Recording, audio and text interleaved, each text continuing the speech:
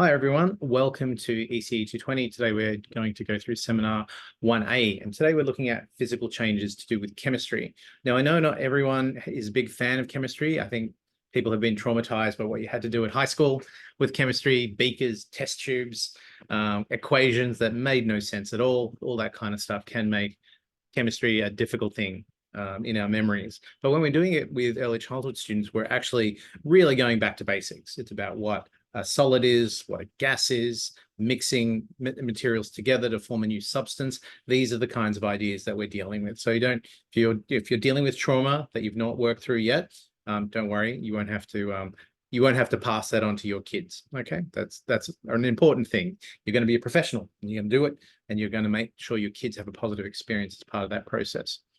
Right. So what we're doing today is we're going to make some slime. Has anyone made some slime at your early childhood center? All right. So all you need for this is you need to have a plastic bowl to mix it in. You need a measuring cup. We're going to grab some water. You need corn flour if you've got it at home. You can do your food coloring, but you don't have to. Just remember, it gets a little messy. I've done this with students before with the food coloring. I didn't know one of my students was going to be in a bridesmaid, and she had green food dye on her fingers beforehand. So she wasn't very happy, but thankfully she was a good sport. So hopefully, I didn't see the photos afterwards. So hopefully she got through that okay. I'm going to give you a little bit of time later on to find them, but if you can think whether you've got them or not.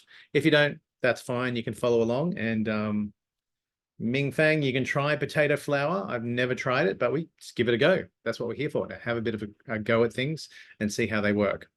Right, so what we're doing today is we're going to look at the states of matter, and we're going to be doing some drawing again like we did last week with our representation. So make sure you've got a piece of paper with you and a pen or a pencil that you're happy to draw with. Again, I am not looking for artistic beauty in these sketches, but rather looking at these representations to reason through our ideas with our kids. So our first idea is that matter is anything that takes up space. And that's our first thing. Everything in the universe is matter of some sort. There is dark matter and those kind of things, but that's beyond our discussion today. So matter is made up of three things. But sorry, I'm getting ahead of myself. So these are our science concepts that we're looking for when we're working with our kids. That things are made of matter, stuff, that different materials look and feel different. So the shininess of my iPhone is part of the design process, the materials that go into it. Different materials can do different things. How could we discuss different materials do different things with our early childhood kids? What do you think? You can turn on your microphone and tell me. You can pop it in the chat. What's a way that we could relate to our kids about materials do different things? With the texture.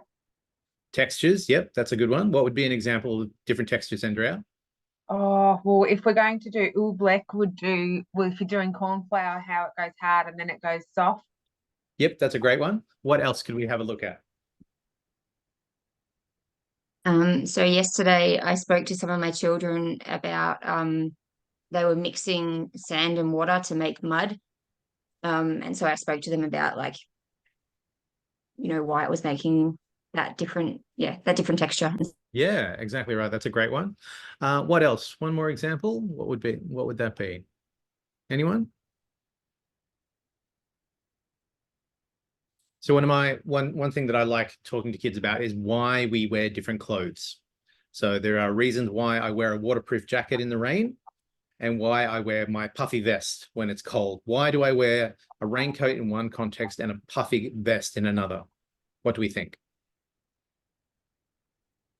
If it's raining, you wear the raincoat because it repels the water, and the puffy vest is to keep you warm. Exactly right. So if I wear my puffy vest in the rain, it's not going to be great because it's just going to absorb all the water and I'm going to get cold. But our raincoat is designed of a material that means the water won't stick to us or won't be absorbed by it. So that's another reason. So like today, I got my I misunderstood. I looked at the weather. It's 20 degrees today, so I'm wearing a t-shirt and jeans and stuff. And my wife said, "No, it's going to be 31 today. That's tomorrow is going to be 20." So I am overdressed for a 31-degree day. And so we can talk to our kids about this. This is an everyday experience about why do I need to wear a hat? Well, the high hat will block light, but also let the heat from the top of your head escape, so you'll feel a bit cooler. Why do we have vents in certain things? All these kind of things can be part of the material and how it's designed. Okay, so different materials have different uses. They do different things. Some materials are man-made and some are natural. So what would be a man-made material and what would be a natural material that our kids would know? Polyester and cotton. Polyester and cotton. Excellent. Great one. What else? What do kids play with? What are they generally made out of? Plastic. Wood. Is Plastic and natural. wood would be the ones generally that are going to happen. So some materials are natural, and you know that idea of what sheep, why we have sheep and why we have cows is starting to get a bit about meat, but you can talk about leather and those kind of things. You'll have to think about the conversations that you want to have in that particular kind of way as well. Some materials can change. We can reverse. We can go from ice to liquid to gas, and we're going to talk a bit about that today. So when they can be reversed, like we're doing in this lecture, it's a physical change that we're thinking about. But some states are permanent, and that'll be a chemical change, which we'll talk about in the second hour. So as I was saying, water can freeze, can change to ice, ice can melt, and it can change back to water. So these are the different physical changes we're focusing on today. And then we can actually change things with additional energy. So we can boil water, we add heat to the process to turn it into a steam, and we can remove heat to cool something down so it goes from steam to a gas, and that's how we can get it back into water. But I know you guys know all this stuff, so it's good to focus on these ideas at some level. So properties of matter. So as I think Andrea was talking about, they'll have different properties, and we can talk about this. What makes something shiny? What makes something dull? What makes something smooth or rough? And it's good just to feel the textures around you. I'm sure most of you are probably at a desk of some sort, and you've got a certain surface. It's probably smooth. It's probably not going to catch things on it and that kind of thing. How it smells is an important kind of property of matter. Things will have different smells. Some things will have very little smell, and some things will be, like you can attract my son across the house if you start cooking some onions on the stove. He just wanders in the room because he loves onions so much. How things sound. So if something's quite hollow, it'll make a certain sound, and you can explore that with different instruments. Why do our blocks sound this way? Why does a guitar sound this way? Drums, why do they sound this way? And what they do, we can bounce things like a super ball, things will stretch, tear, break. We can affect things through magnetism. All these kind of things are a property of the material itself, the matter. So our first state is first state of matter is a solid. So a solid, the definition of what a solid is that it has a definite shape and doesn't lose its shape. So have I got something in my office? I have my keep cup here. So hopefully you guys have keep cup. It's always good to promote, reducing our waste and that kind of thing. So as you can see here, if I have this, I'm going to pop it down here. I'll just hold it. I don't have any great things here. So if I have this cup here, if I put it down on the table, what's going to happen to it? Is it going to change at all? What do we think? It's going to stay in this cup shape, isn't it? Nothing's going to happen to it. It's going to hold its shape. And we could grab anything, any solid I've got in the room, and that's really what's going to happen to it. So this is a representation of the particles within a solid. So when you're looking at this, what kind of ideas come to mind when you see this? It's very even. Very even. So Jordan, give me a bit more. What do you mean by even? Like everything is in line. And Yep. they're very close together. But So yeah, that's not to do with even, but yeah. that's okay. I'm asking a question to get a bit more information. That was great. So they're orderly. Maybe we're saying is what Jordan's saying. They're orderly. They're in rows and they're close together. What else? What other impression do we get from it? It's like a pattern. It's like a pattern. Yeah, that's right. So it's very specific. It's very ordered. It's very precise in this kind of way. What do we think the dotted line around the side might be in this picture? Like the border. Like Yep, the border. Would stop people the say matter that? from leak. Well, would say the edges of the matter, we might say in that kind of way. So these are ideas about a representation. So these are different particles, and hopefully this will make sense as we start to go through the different representations for each of our states. Right, our second state is a state of liquid. So a liquid will take on the shape of its container. So I have my glass here that actually has water in it. So if I put this down, what shape does the liquid in this glass take when I put it down? Not a trick question. It's pretty simple. What do you think? What Still the shape? shape of the glass. It's going to take the shape of the glass. Exactly correct. So I have, once when I had plants in my office, I bought a little thing like this. So if I took my water and I poured it into this container, what shape would the water then take? The shape of the container. It takes the shape of the container. So Karen, just to satisfy me, what shape is this then? I don't know, jug shape. Yeah, the jug shape, watering can shape. I think you get the idea. If I had a vase, it would take on the shape of its vase and that kind of thing. So it's going to take on the shape of its container. So if I took this out and I poured this liquid onto the table, what shape would the liquid take then? A puddle.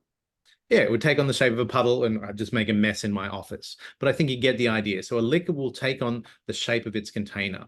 Now, if we go into the next slide, this is the representation that we would use for liquid. So compared to what we had before when we had our very ordered state in our state of matter, what kind of ideas come through with this representation? Fluid. Fluid, what makes you say fluid? It's not in order. It's kind of just floating everywhere. Okay, so they're not as ordered as the previous one. They're kind of floating around. They're disconnected. Yeah, they look like they're moving. They look like they're moving. Excellent. And so we will notice that there are solid images at the front, but there are faded images at the back. What does that kind of convey to you? Like something dripping or sort of going outside the circle. Yeah, so maybe going outside the circle, also going outside the border, the dotted container that we had before. Do we get Maybe the sense like that they're... impression? Sorry, say again, Jordan? Is it like leaving an impression? Like you can see like it behind it, and then you can see the solid bit. So it's like leaving a little bit of it behind. Yeah, and this could maybe convey movement as well. So when something's moving, it starts to blur a little bit. That idea might be coming through. But as you can see, it's not as ordered as in this case. Would we say they're a bit looser connected? They're not as orderly as they were before. Jordan said they were tightly connected before. And the idea that our container doesn't hold it as strongly as it did before. Okay, right. And then our third state of matter is gas. So gas does not have a definite shape or volume and takes up all the space in a container. So what would be some examples of gases that our kids would know about? What do we think? Helium. Helium. How do kids know about helium, Jordan? Birthday parties. Balloons. Yes, balloons, all that kind of stuff. Excellent. What else? What other gases would our kids be aware of? Yeah. The air, yeah. They get the airs all around us, as we saw in seminar 1B. That's another one. What else have we got? Steam from hot things. Oh, that's a good one. Steam. Steam is a gas. Hot things. Excellent. I love that. Any other ones? Maybe you thinking as an adult, what other gases are there? Oh, farting. Sorry, say again, Hodden? From the body, like anything that's coming from either from the mouth or when we burp. All right. Oh, okay. The other Burping. We've got a couple of different we have bodily functions. We have methane when we let one out. When we burp, we're going to get whatever's in our digestive system as part of that. What do we breathe in? What do we take from air? Oxygen. We take oxygen. We breathe in oxygen and we expel when we breathe out. What do we expel? Carbon dioxide. Carbon dioxide, that's right. And as you can see, I'm questioning you here. I'm trying to see what gases you know and all that kind of thing. So I'm continuing with my diagnostic assessment of you guys and what you know about this. And so when we're doing these kind of activities, we could do something like getting something really smelly and bringing it into the classroom. You could bring in durian if you've had kids who've never smelled what a durian is before. It's a very unique smell. Something less kind of confronting would be maybe to have a bottle of some sort of a perfume or something like that. One activity could be set the perfume in the middle of the room and you get all your students to stand around and close their eyes and put their hand up as soon as they can smell it. You're trying to emphasize how our gas is moving across the space that we're in. And you could do little things to challenge that. You could have a fan going in part of the room to see how the movement of air changes the rate that you smell these kind of things. So getting back to our definition, it does not have a definite shape or volume and takes up the space of its container. So in that example, what shape does the does the gas take if I've got like a little vial of vanilla essence or something like that? What shape does it take in the Kinder room? So the shape of the room until there's like a window open and then it goes out. Exactly. So it'll take up the room. If you're in a closet, it's going to have a different kind of feel. And again, yeah, once we open a window, we let the air out. And that's a point of discussion. You know, I know my wife's very sensitive to me using fly spray and that kind of thing. So whenever I use it, I know I have to quickly open all the windows because she's going to have a coughing fit at that time. But we can have a discussion. Why do I do that? Because I want the gas to move outside and that sort of thing. Ming Fang put in, it's spreading and it's flowing. Exactly right. So when we move on to our next representation, what are the differences here? So I'll just go back. So this was our liquid representation, and this is our solid representation. So what are the ideas I get now at this point? So There's not as many. there's not as many, right? So these are representations of particles. So there's not as many. What else? Jordan's done a lot of answering. I love it for it, but I know there are other people in the room. I'm going to start picking on people. Making a trail. It's making a trail like the water, but you can see the numbers, Yep. whereas the other one was kind of slant, whereas this one you can sort of count Right. So we might where be, position it's going. so maybe the speed it's traveling, is that the kind of thing we're talking about there? Yeah. So we could Yeah. say that it's moving much quicker than it did when it was a liquid and barely moving when it's a solid in this case. So it might be representing movement. What else? I'm going to ask somebody else. Mandeep, what about you? What do you think about this Less image? amount as compared to solid and the liquid. Say again? So less amount, like as compared to solid and liquid. It's in a Yep. There are less, it's very less. there's less particles in that room. Yep. I like that. Naboku, what have you got? Anything for me? Yeah, when the particles are in the solid, they're a lot more dense and packed in, and each time, each state, they're becoming more spacious, and in the gas, they're completely like really with that space in between. Okay. And I was thinking also, you know, when we open a bottle of Coke and we get that fizz, Yep. that's the carbon dioxide releasing, isn't it? That's the That's gas. right. That's the gases releases carbon dioxide. Yeah, that's right. So we get that little satisfying tss, and hopefully not followed by the unsatisfying bubbles that come over the top and get you dirty and you're suddenly sticky with Coke and that kind of thing. Okay, so hopefully you're getting some ideas about these changes of state. And I guess when we talked about the dotted line here, that is much more, we get the idea the particles are going over the dotted line, moving out of the container that they're in this particular kind of way. So when we look at these kind of things, we're looking at solids, liquids, and gases, and we're saying that each of them have different properties in that kind of way. So what would be some examples of changes of state? What do I mean by changes of state? What do people think I mean by changes of state? Ice, when it turns from water, liquid. Liquid to a solid is ice. That's one. Thank you. Somebody else? What's another change of state? So that would be where we're going liquid to a solid. That would be freezing. Is that right, Fadi? Yep. What else? Solid to a gas. What is solid to a gas? Well, that's a big one. It's not an easy one. We'll come back to that one. What about liquid to a gas? What is that? Sorry, for solid to a gas. Yes. Is that like, you know, when you're burning wood and it turns into smoke?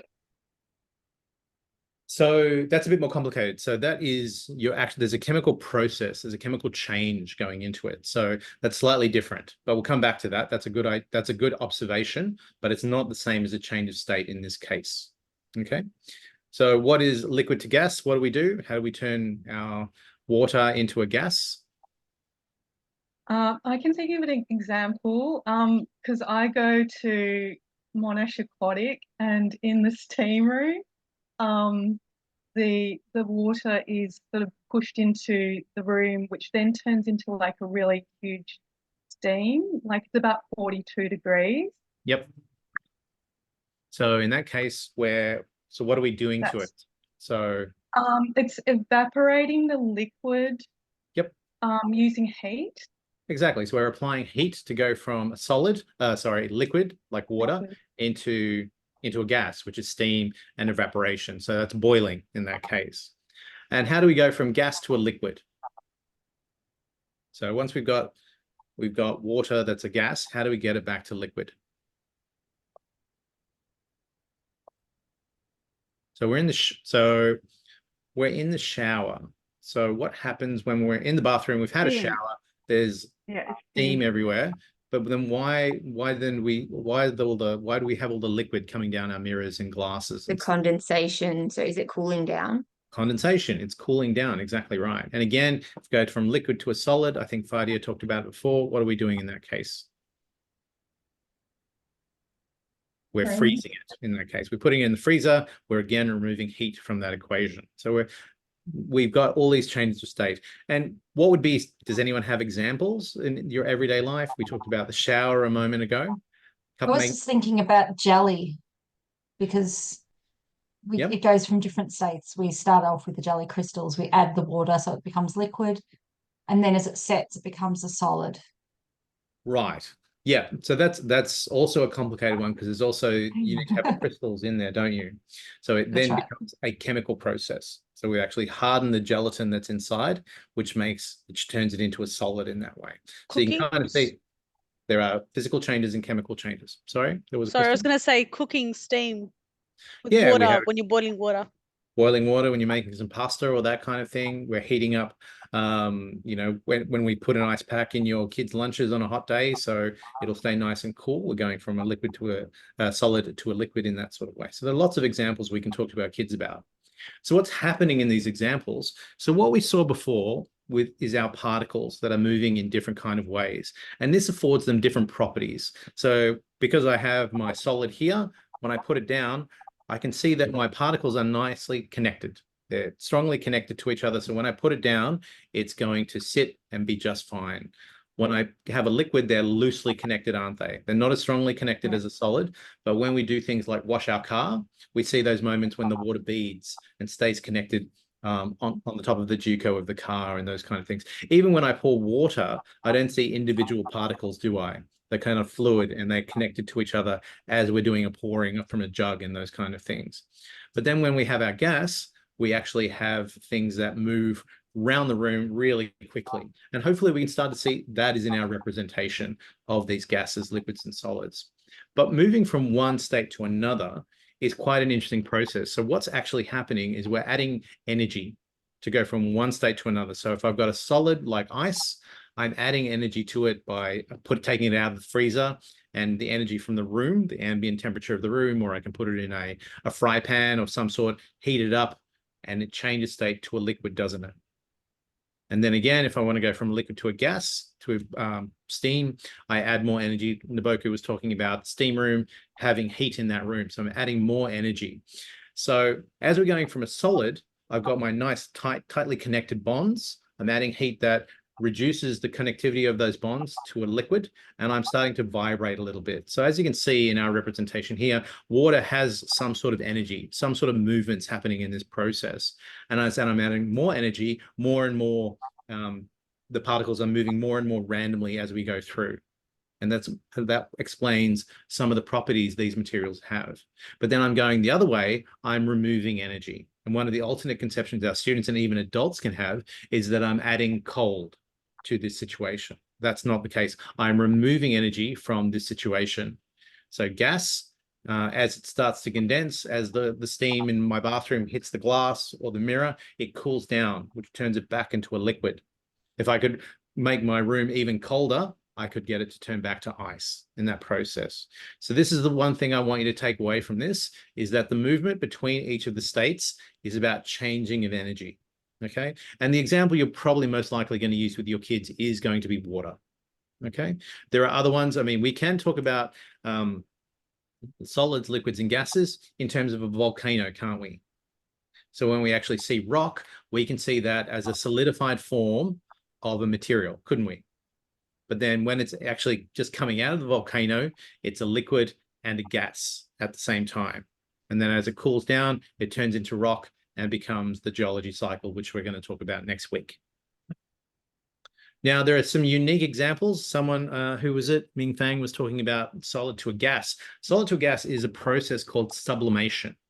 And it goes straight from solid to a gas. So if you've ever seen dry ice, if you like me, went to nightclubs in the 1990s and you saw dry ice, basically dry ice is carbon dioxide, solid carbon dioxide. And as it heats up, it turns straight into a gas, which is that white plume that you see. That I actually went to a wedding a couple of years ago, and it's the first time I'd seen dry ice in years used in that way.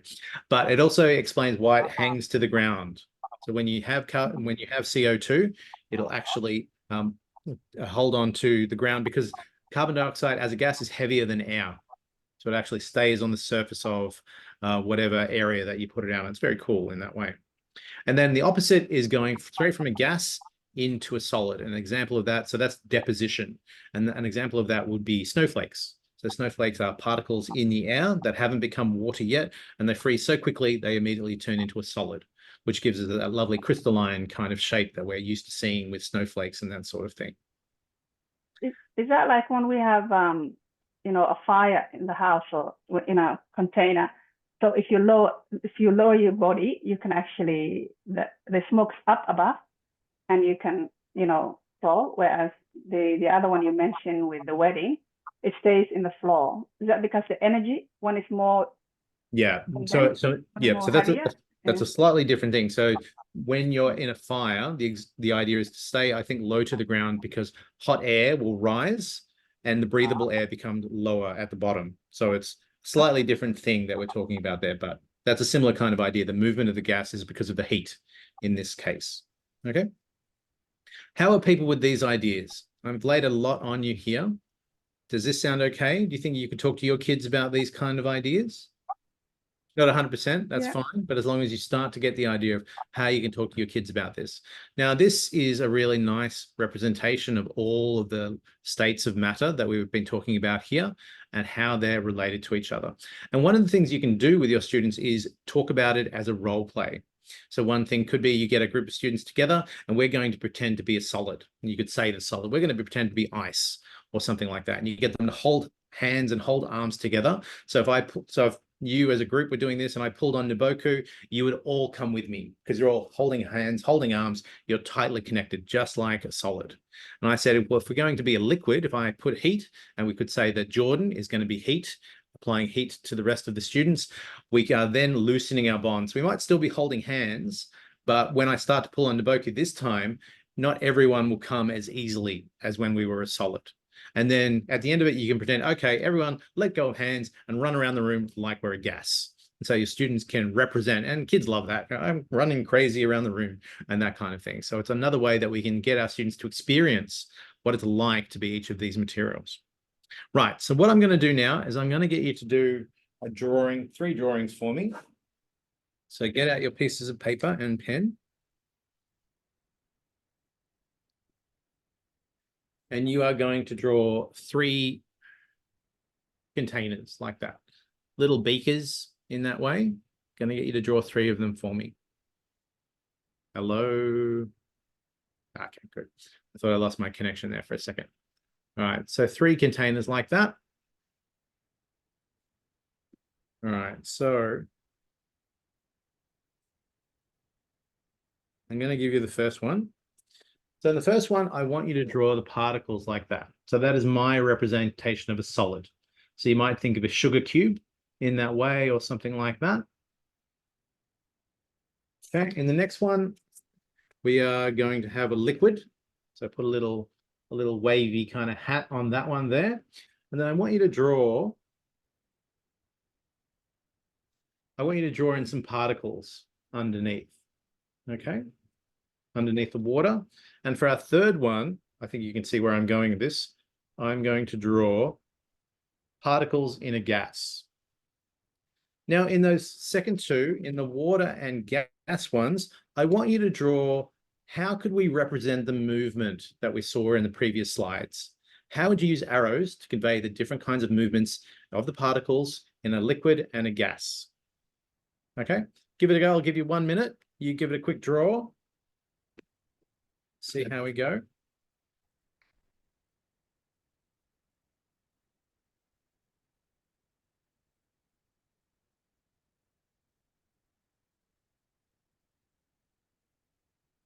It's going to get some more water for me. I'll be back in a sec.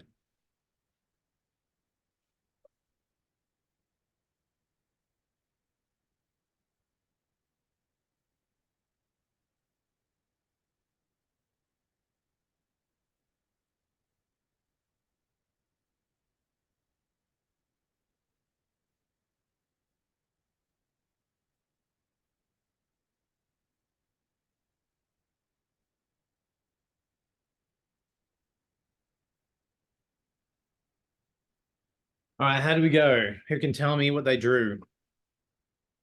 Fadia, turn your mic on. Talk me through what you've done. Okay, so solid, I put arrows going down because it's weight, it's heavy. Okay, so you're So looking at gravity there, yeah. And liquid is going through wherever. So if you just circle wherever you put liquid. So if it's spreading or if it's, yep, and gas will be floating up with Okay, being a all light. right. All right, I like that. Thank you. Cool. Stacey, can you tell me what you drew?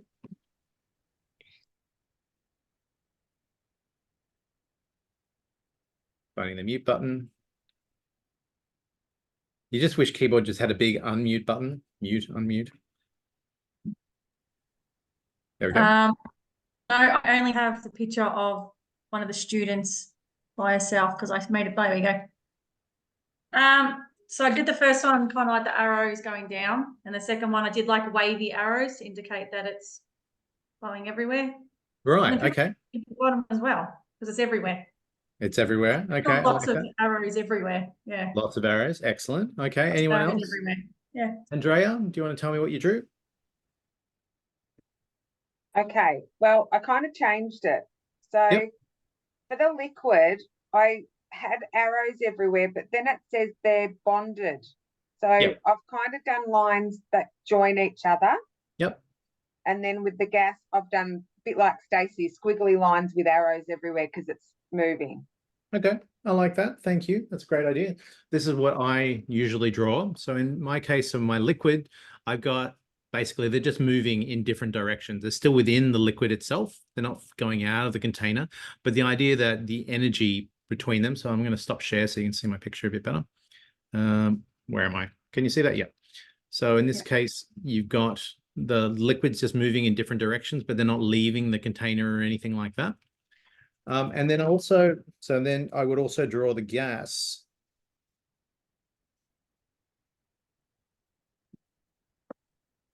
I would draw a gas with a bit more crazy lines in that way. The idea that it's kind of bouncing around and moving in different directions, and also that the arrows are longer. So I'm saying there's more energy being represented in there. Emma, you had something to say? I think you clarified it with your arrows, but Yeah. I was just trying to, when I drew mine, I was trying to represent that it would have to bounce off the walls. It would be finding the perimeter almost. Yeah, that's a great way of incorporating that idea that it will bounce off walls in different kind of ways. That would be another way of exploring it. Another way that you could do it is, so what we're trying to do is convey movement.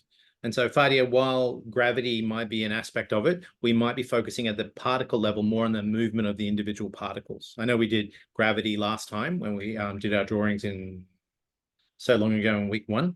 But another way that we can think about representations is also this idea of, you might have seen it in a comic book where we've got our individual particle there just at the bottom. If we want to convey a little bit of movement, we kind of do those brackets that you can see that indicates a little bit of movement. And if I wanted to indicate even more movement like that, I could do something like that.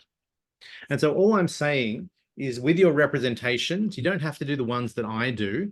You just have to do ones that make sense for what you're trying to explain to your students. Okay, so it could be arrows, it could be the particles that move in certain ways. And that's also something you can talk to your students about. When you're drawing a representation, get everyone to perhaps agree that, all right, when I use arrows in this way, we're indicating the force of the movement, how strong the movement is, and those kind of things to get everyone on the same page. And so then when you start to talk about it with your students, we're all using the same terms in our drawings and those kinds of things. Okay, really important. And remember, you don't need to do perfect representations because no representation is perfect.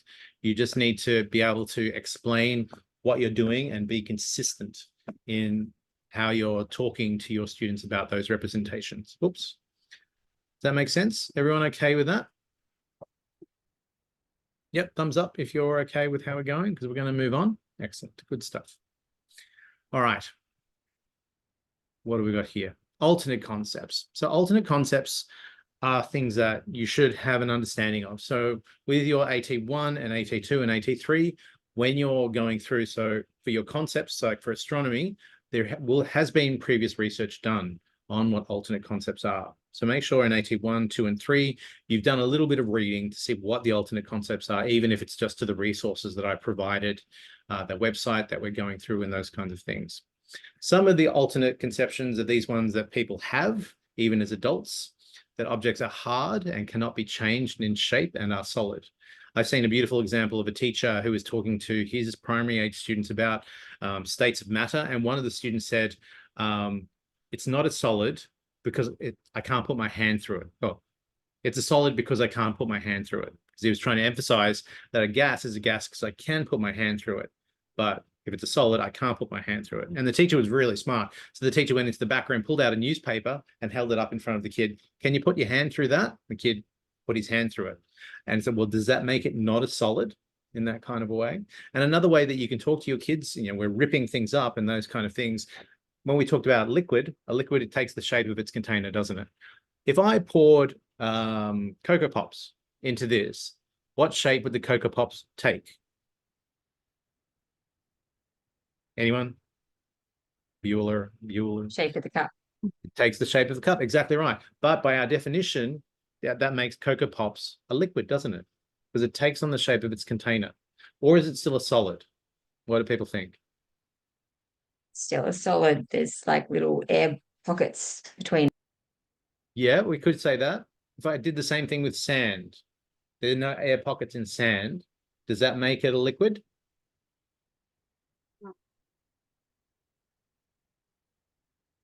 You're not going to drink sand now, are you? So it's clearly not liquid. But all it is a whole bunch of I'm little... not going to drink petrol either. Sorry, say again? Don't drink petrol. I'm not going to drink petrol either. You got me on that one, that's for sure. So, but what I'm trying to emphasize is the idea, well, that breaks the definition. So what is it? It's a whole bunch of little solids in this case that enable it to take on the shape of its container, but it is still a solid in that kind of way. So we're challenging the alternate conceptions there. And I love Jordan for picking me up on that. And because your kids are going to pick you up on that as well when you come up with those kind of things. Right. Changes of state, substances can disappear or be interchangeable with heat. It turned into, the water is no longer there because it turned into the sun. And you can kind of see the reasoning about that. It's evaporated is the word that he's looking for, or she, but it's turned into the sun. Melting involves substances turning to water. That's not correct. So we can melt rock. We can turn it's lava or magma, depending on the situation, but it is still melting. So something melting doesn't necessarily mean it's going to become water in that case. Mixing and melting are often confused. Water can dry up into the sun. Water puddles evaporate into the sun. Water appearing on cold bottles is simply coldness turning into fog, or my favorite, or maybe water leaching through. This is a great little one because basically you grab some water and you've taken it from the fridge, and in the fridge, it's just water, isn't it? But as soon as I take it out of the fridge and put it on the table, it's going to get a little mist on the outside, isn't it? So an argument is students will say it's the water leaching through the glass in that kind of way, which is, I think, great reasoning, not quite right, but great reasoning on the student's behalf. And we could even do a little experiment. I could put green liquid in here, like cordial or something like that. So you're saying that if I rub my fingers on this, it should be green. If it's coming through the container, it should be green, shouldn't it? And your kids will have ideas about that. And we can gently challenge those kind of ideas in that particular kind of way. But in reality, can anyone tell me what's actually happening? Why does a mist form on the out, or a little fog appear on the outside of the glass? From what we've been talking about, it might occur to you. What do we think? It's the cool effect of the temperature making the water to stick. So it's not actually coming from the glass, but it's the temperature, what do you call it?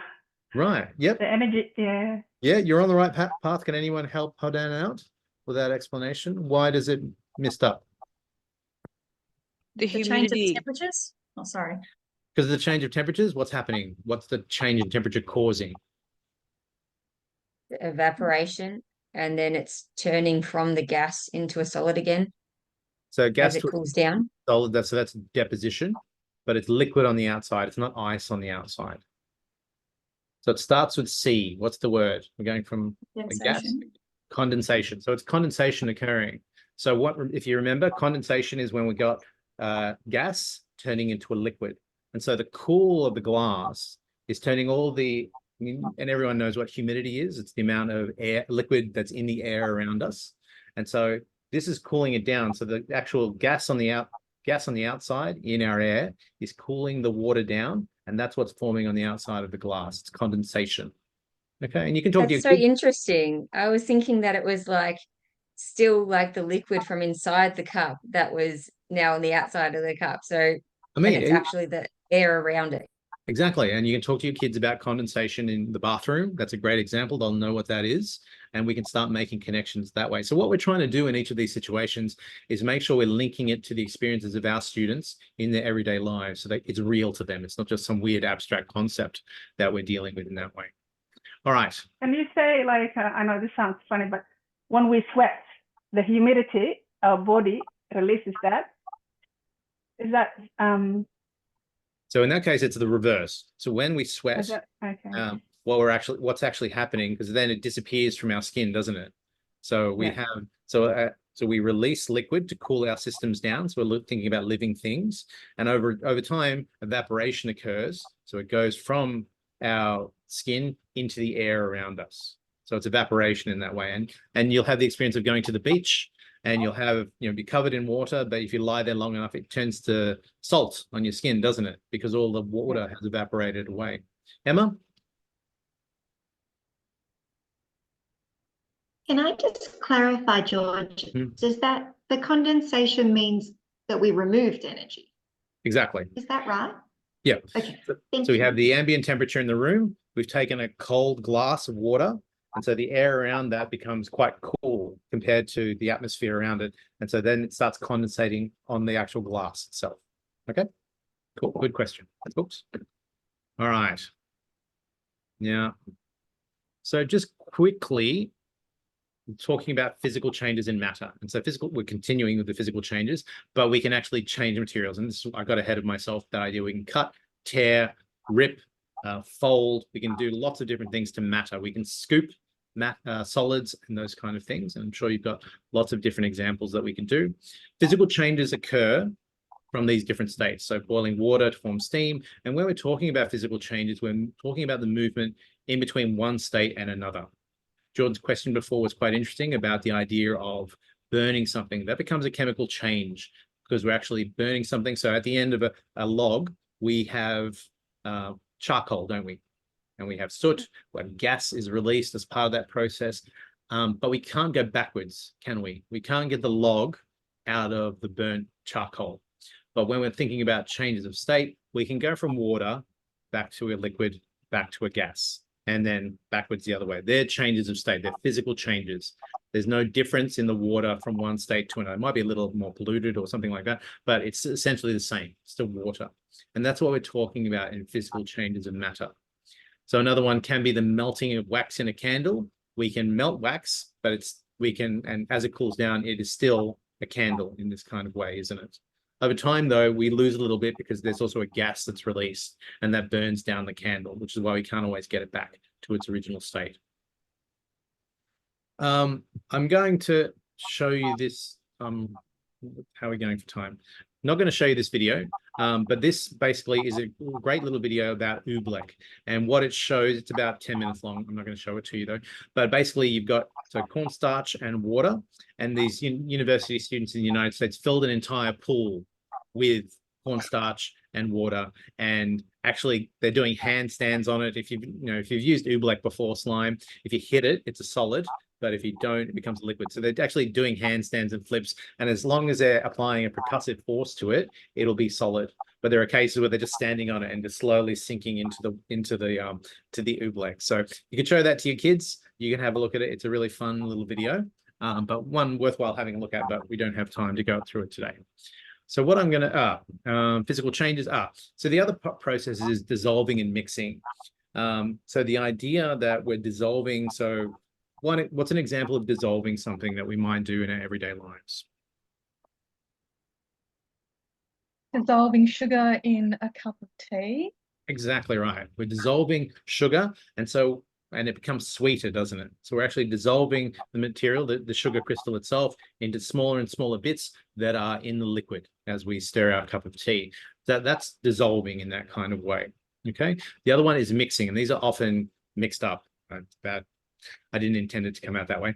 But a mixing is basically mixing up of different materials. So we could, if we're making a choc chip cake, we could put our flour and we have our chocolate and we have our chocolate chips and we're mixing them together, aren't we? But I can still get the pieces back, couldn't I? I could actually, I could get the chocolate back out. I could get the flour back out. I could get the chocolate chips out, not very easily, but they're still mixed together as opposed to dissolve. I can get the sugar back. If I evaporate the water away, I can still get the sugar back as part of that process. So that's, again, it's a physical change in this kind of way. If I have the cake and the materials and I start putting water and milk in it, then I'm starting a chemical change. I can't get those materials back. And even more so when I bake the cake, I can't get the eggs and I can't get the flour back out. Okay, so does that make sense? The physical change, I can switch between the states of matter, but a chemical change, I can't get back. I can't unfry an egg because I've applied heat and I've changed the qualities of the proteins that are in the egg. I can't get it back out. So new substances have formed as part of that process. So chemical changes like burning, rusting, cooking, these are one-way examples, chemical changes. You can see how old this slide is because it's got film processing, and we don't do that much film processing anymore.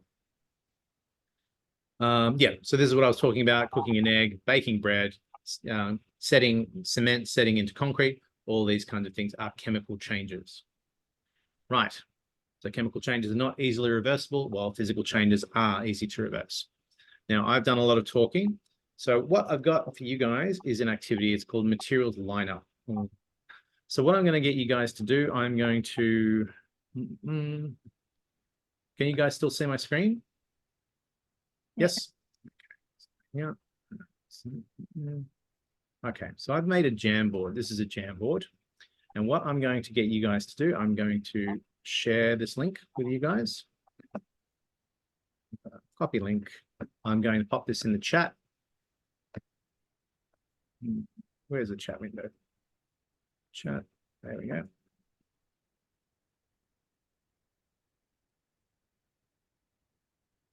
Okay, so have a look at that. Hopefully I should see you arrive on the page. How many people have we got today? Excellent. Okay. So what I have here on the screen. Okay, you guys can see what I'm doing on the screen here? Yes? Mm-hmm. Yep. Right, so I have all these materials. I have water, steel balls, wood, sand, etc. What I'm going to get you to do as a group, I'm going to get you in groups of, let's say, 4, and I'm going to get you to order these. And the question is from least hardest to most hardest. Okay, and you are going to put these in order from wherever you want to start to wherever you want to finish. Okay, and you can discuss this as a group to see which ones you're going to, which order you're going to do them in. Does that make sense, people? Are you referring to hardest as in texture? Sorry, hardest as in? Texture? You guys can discuss what that question means. Okay, so whatever you think is hardest. I'm not going to take any questions. Do you mean this? No, you guys are going to discuss it and figure it out for yourselves. Okay, now I'm going to put you in 4 groups. Room 1 will be working on this screen here. Room 1. Another group 2 will be working in room 2, room 3, and room 4. I think you get the basic idea. Probably the easiest way to do it, as opposed to getting everyone to work on the document at the same time, is I'm going to get you to nominate one person in your group to actually put it on the screen and start moving it around, and everyone else can discuss. Does that sound okay? Any questions about what I'm going to ask you to do? Are we meant to click on the link? Yeah, you're meant to click on the link. You should be able to see what I'm seeing now, but I'm going to get one person to be in control of this so they can share it on the screen for the whole group, because I think there are limitations about how many people can use the document at the same time. Okay, does that make sense, people? All right, so I'm going to pop you, I'm going to give you about, let's say about 6-7 minutes to do this. It shouldn't take that long. I'm going to pop you into 4 breakout rooms. and I'll see you in about 6-7 minutes. Okay, good luck. Okay, you should get an invitation to go to a room.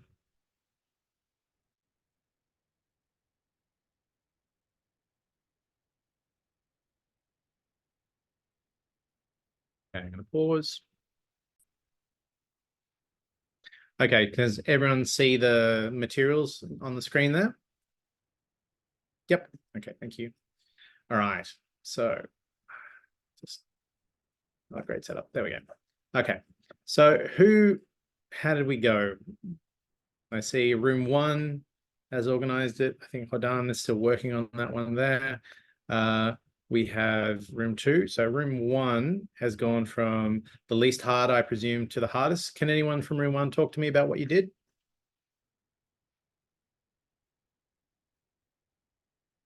Yep. Yeah, we Anyone? went from the least hardest. Yep. Yes.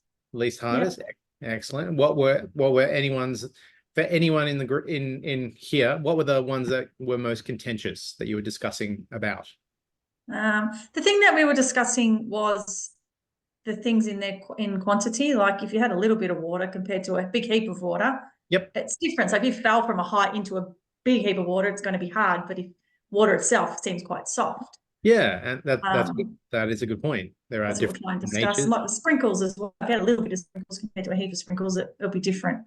Exactly right. The So, Vegemite, we didn't know if it was the jar or the Vegemite itself, so we kind of put it in the liquid section.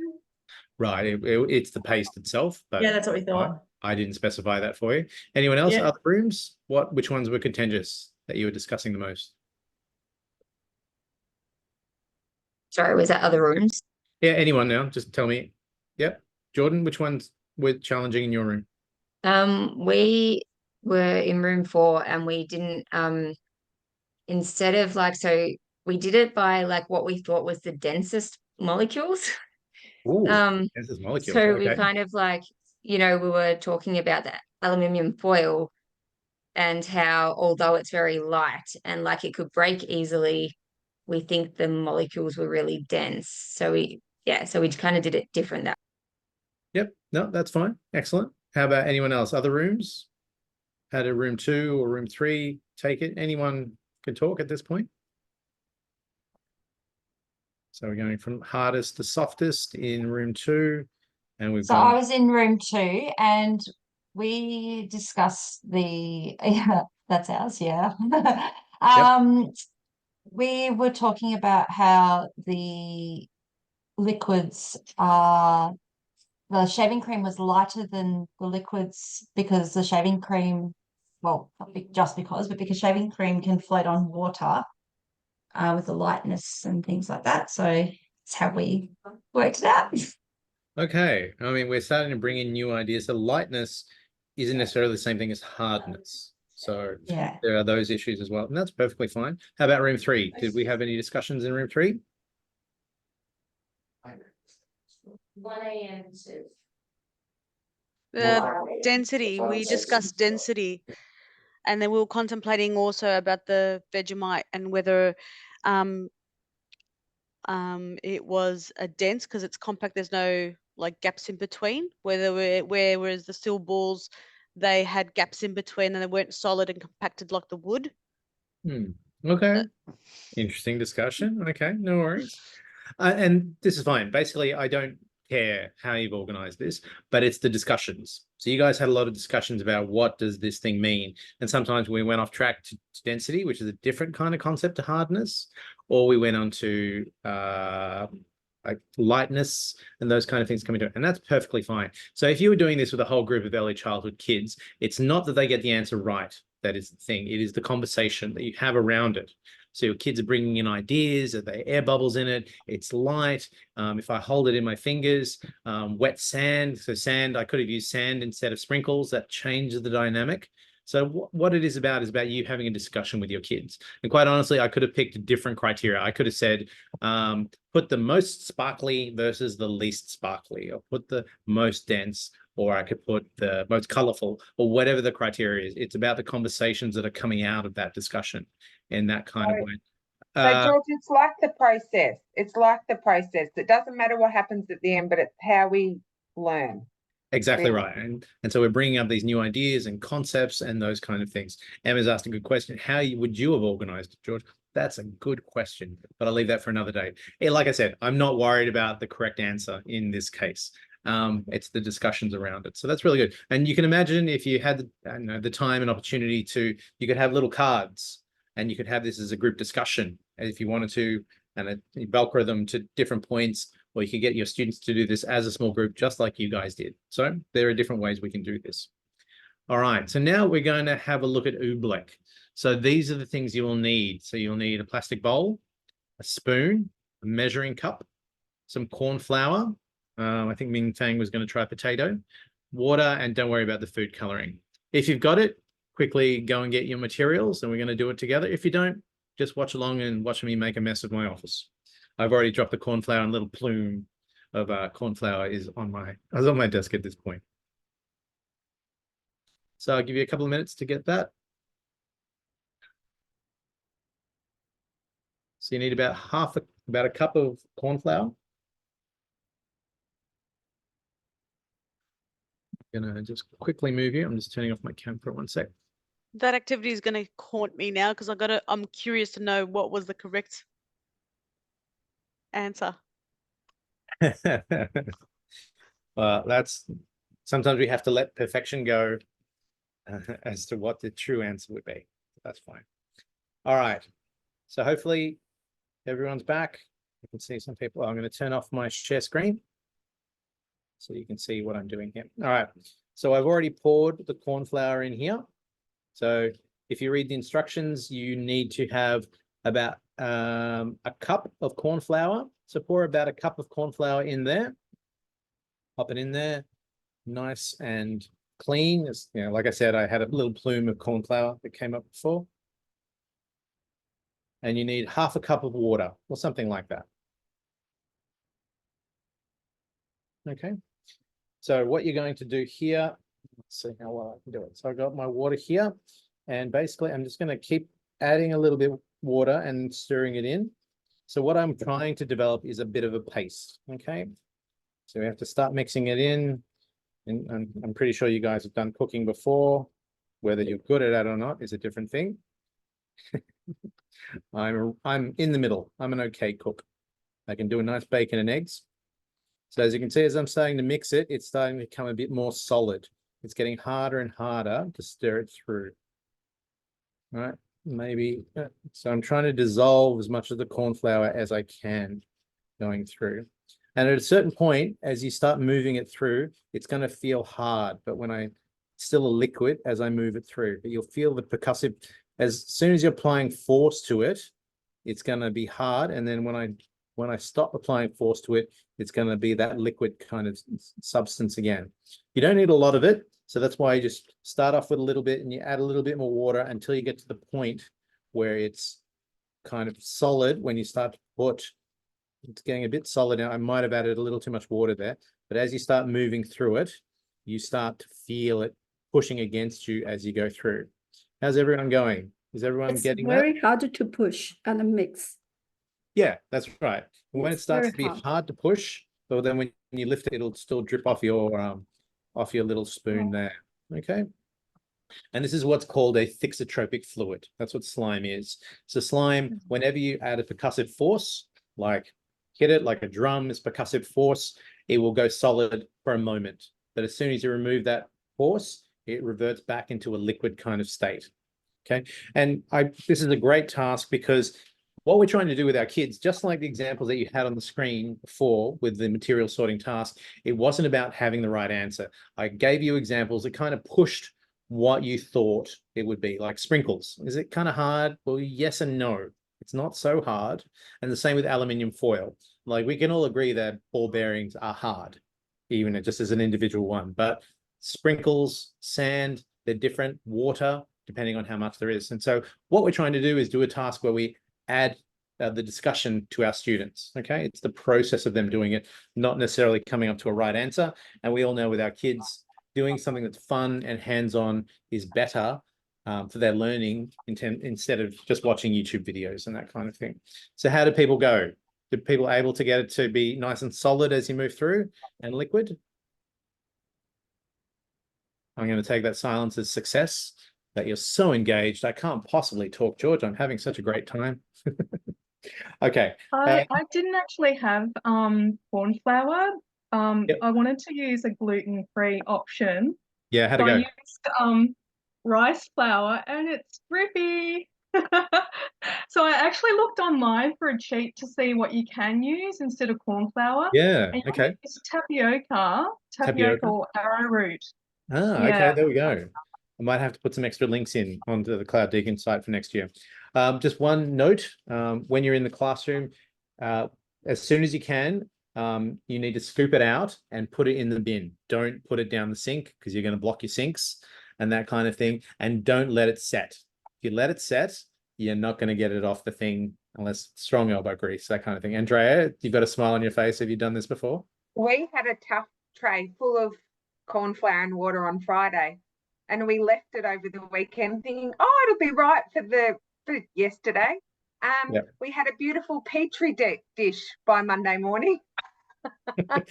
Growing It your was own gross. penicillin. Yes, yes. Excellent. That's great. Okay, I'm just going to share screen. So that's something worthwhile maybe trying on your own until you perfect it. So working with your kids, it's a fun kind of little experiment that they can do. It doesn't make too much mess and doesn't cost you much money to do. Other experiments you can do with evaporating water. This is a nice one. So you might have an area in your center that gets a lot of sun, and you pour water, just like a cup or something, and you outline with chalk where the edges of the puddle are.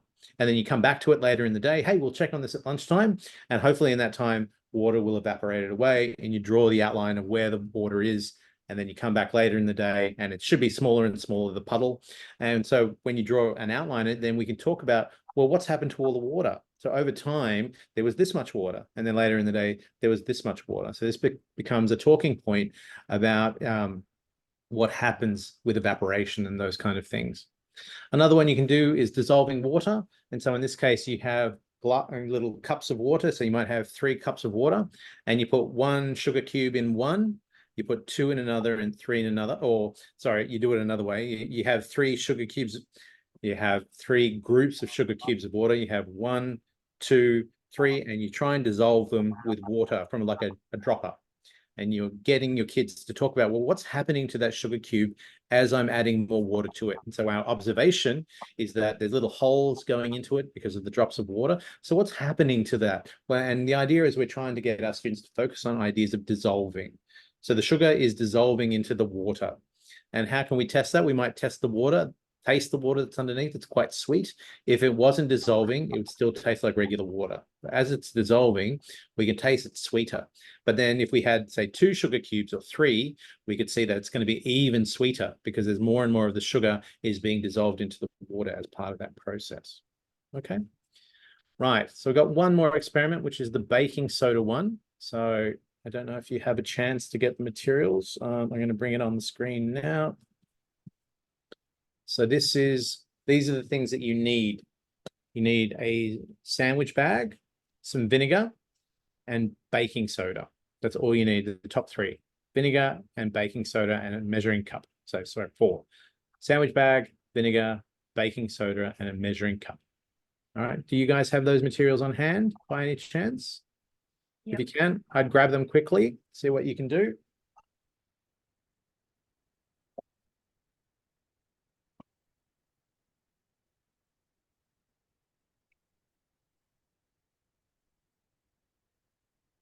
Okay, you guys can see that on the screen there? Yep, thanks, Emma. Emma, are you from Warrnambool? Okay, I know some Van Roys in Warrnambool, so just thought, you know.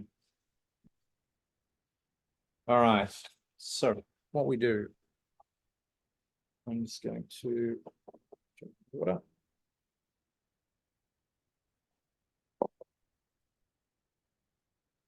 Okay.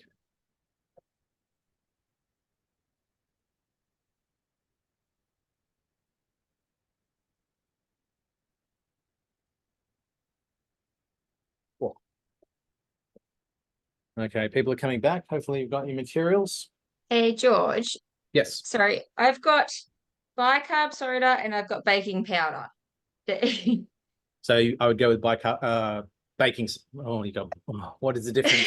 I've got both. I've got, yeah, baking powder or Okay. bicarb soda. I've got bicarb soda. So go with Yeah, bicarb. go with bicarb. Yeah. Okay. So I'm going to turn this off. And we are going, so we need 1/4 cup of vinegar. So make sure you've got it measured out. So the cup is 250 mils. So 1/4 will be something like 80-ish mils of water. And then you basically need a teaspoon of baking soda. So you guys are going to follow along with me. Okay. Going to keep up with me. All right. So we're going to do this. So we've got our Ziploc bag here. All you're going to do to begin with is to pour the vinegar in the bag. Okay. And I'm hoping to God I don't make a mess of it. Okay. So when we're doing this with our kids, we might start off with the bag ready to go, or you might get the kids to do it, depending how interactive you want this experience to be. So when we're doing this, we're going to do a POE. So what is my prediction? What's going to happen? What do you think? Based on your experiences as early childhood students, what do you think is going to happen when I mix the liquid and the bicarb soda together? Bubbles gonna come out. Bubbles are going to come out. Yep. What else? They're going to The dissolve. bicarb It's is gonna gonna Dissolve. come up. We've got dissolve. Yep. Sorry, Hodan, what was that? I thought of the formation of it's about to rise up, About to because of the rise up. mixture. I love Yeah. Hodan's gestures. Gestures are very important in explanations. Emma, pop dinosaurs in it and let it set on purpose. Oh, bag might expand. Okay, that's good. So, all right. So now coming back. So now what we're going to do, so we ask our students to make observations. So we get them to smell the bag, and it's got vinegar inside. It's pretty strong. And all our kids will know what vinegar is, fish and chips, that kind of thing. Link it to their everyday experience. Right. So then we are going to get, so don't do it yet, but have your teaspoon, set about a flat teaspoon of bicarb soda. And so what we're going to do on 3 is going to put the bicarb soda in, and then we're going to seal the bag as quick as we can. Okay. Don't worry. It won't explode. It might pop, but it won't explode. Okay. So what we're going to do there is that we might shake up the bag to make sure all the bicarb soda is dissolved. As part of the process, it may expand. You'll be okay. And you might hold on to the bag as we do this. All right. So you guys can follow along. So I'm going to dump it in here. I'm going to close the bag as quick as I can. We can see it's quick. There we go. It's not sealing. Well, that's embarrassing.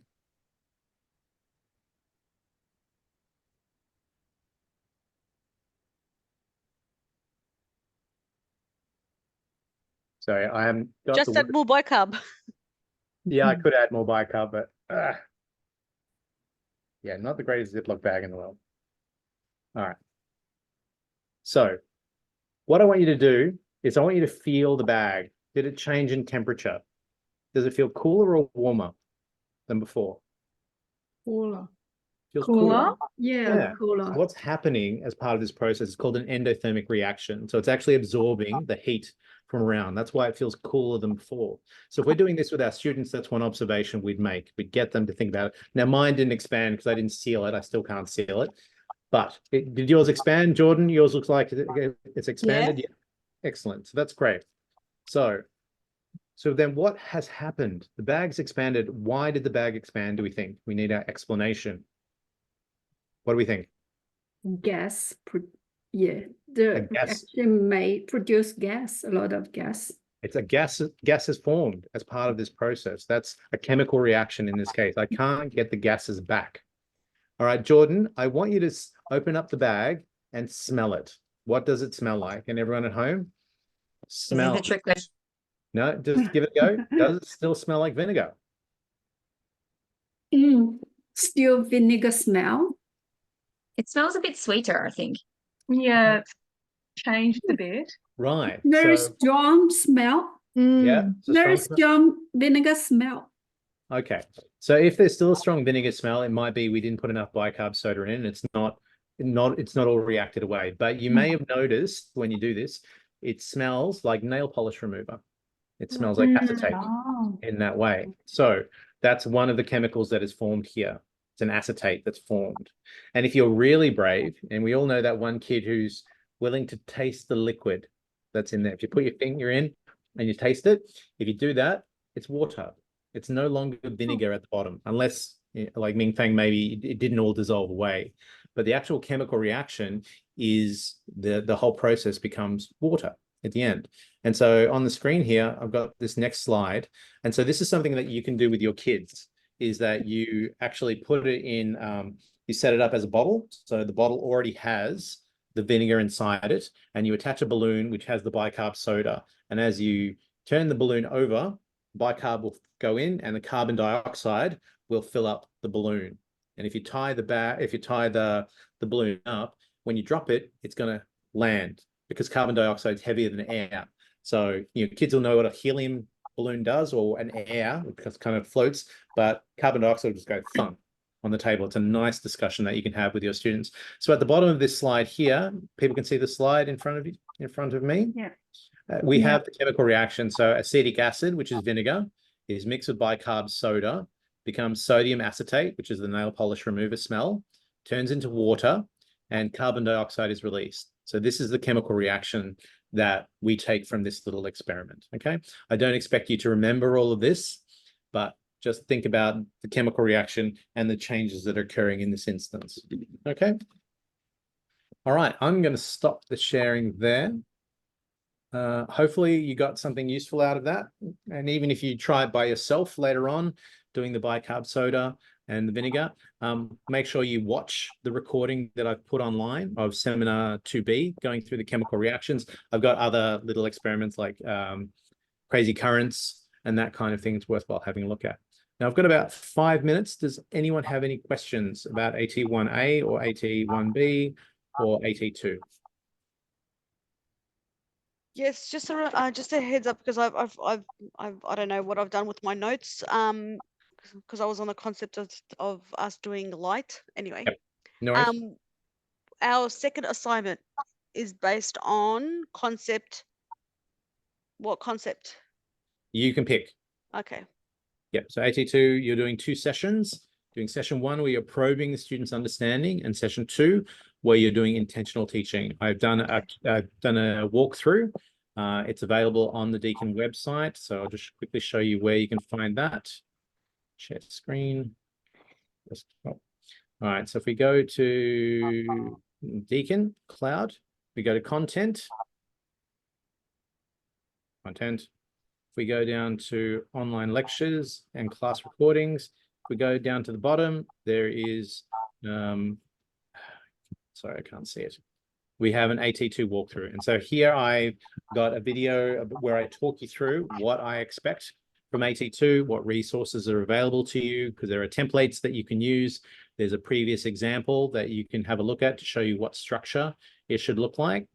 So if we go to assessment 2 here, assessment 2, you will see an edited example. So you can see what it looked like in previous editions. I suggest you do not copy the example, because that's a very bad idea. So make sure you have a look at that.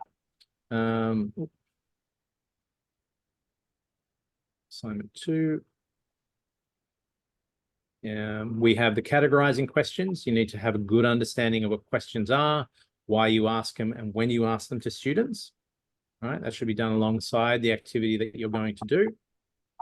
Then you have the 2 templates. So template 1 is the planning for your first session, what concept you're going to work with, what activity or activities you're going to do. You can do 1 to 2 activities, what questions you're going to ask your students, and then what observations that you note about what your kids did, their responses to the questions that you asked them, okay?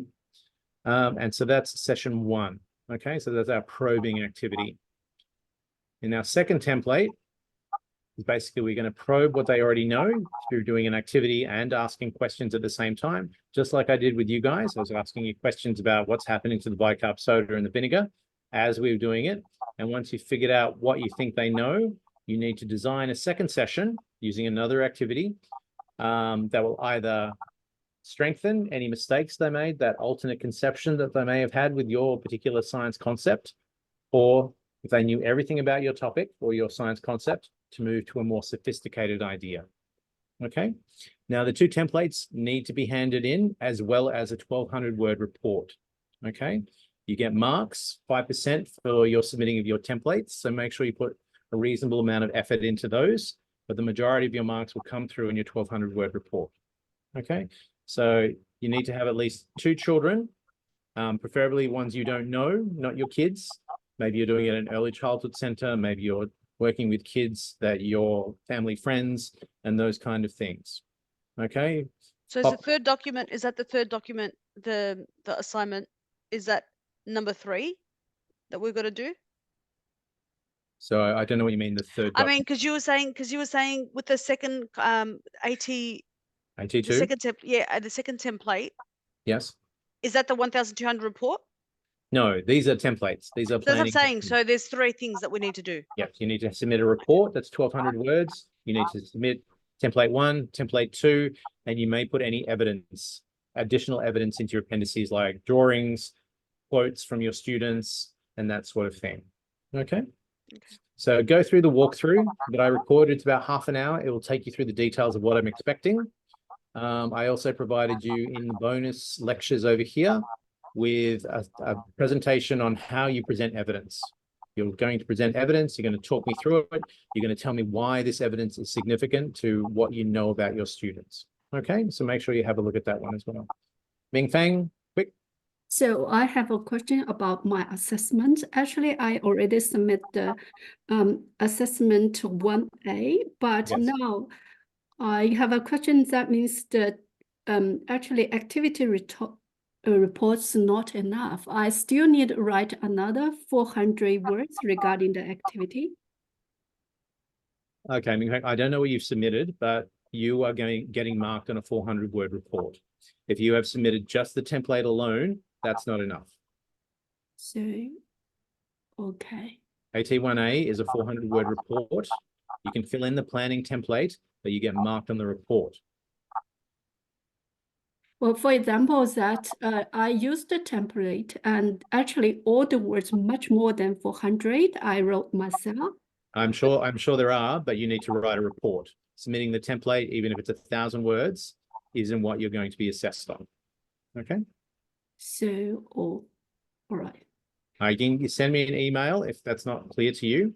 Yes, I need to send you. Now, if you're not sure about the structure of the report in the discussion space, where are we? Come on, discussion space.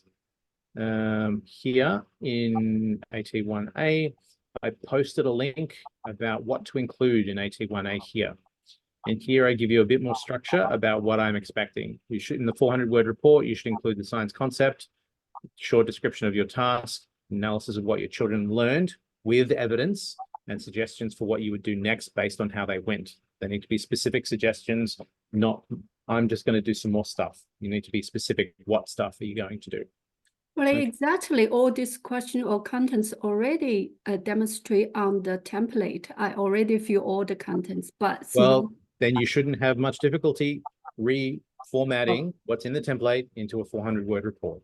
Okay. All right, got it. Okay. You're halfway there, more than halfway there if you've done. Yes. Jordan, what do you got? Okay, thank you.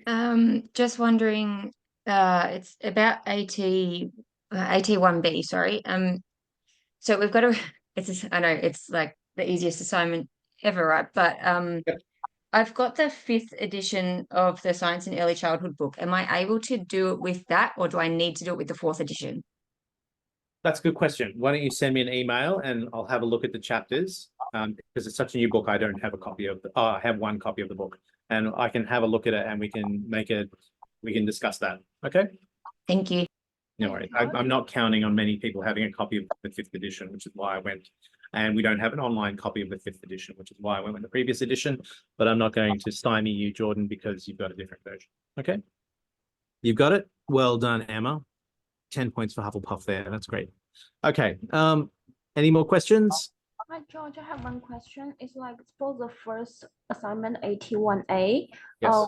if we upload the template, that won't be enough. We need to write a total report for the assignment. And Exactly for right. 81B, Mhm. can I use the template that you provide? Yes, AT1B, Oh. you should use the template I provided for you. AT1A, you need to submit a 400-word report and the template if you want to. Okay? Thank you. Yeah, just like I was saying to Ming Fang, a lot of the information is there, but analysis is required in a report. And you may not have done the analysis in the template. Okay? All right, people, I'm going to leave it there. Running a bit over time. I always like to try and keep to time. I'm going to stop the recording.